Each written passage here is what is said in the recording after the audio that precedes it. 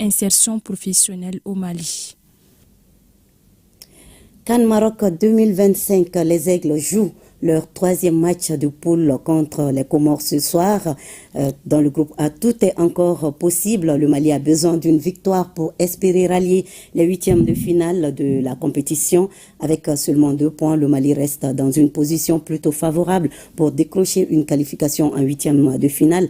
Un groupe où aucun pays n'est encore fixé sur son sort puisque le Maroc, leader avec 4 points, n'est mathématiquement pas qualifié non plus. Dans le contenu de leurs 2 premiers matchs, les Aigles ont de quoi être favoris face aux Comores et espèrent grandement rejoindre la phase finale de cette Coupe d'Afrique des Nations. Mais avec un seul point et leur place de lanterne rouge du groupe, les Comoriens peuvent malgré tout espérer la même chose. Le coup d'envoi de ce match qui se déroulera au stade Mohamed V à Casablanca sera donné à 20h. Reportage.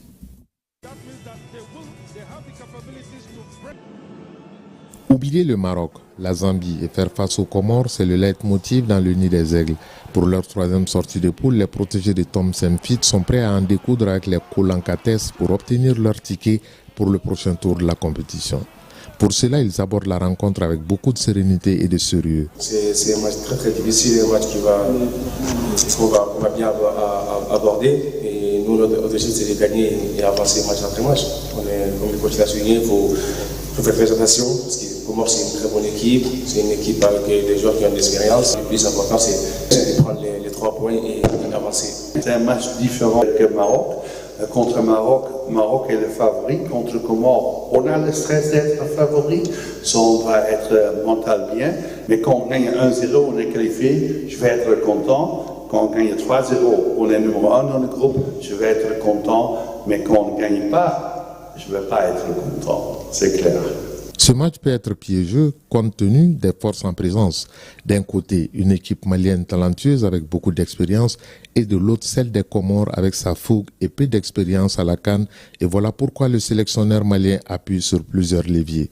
Au pelouse, au papier, notre équipe est mieux que Comores, au papier. Au pelouse, en théorie, on va être possible de gagner ce match.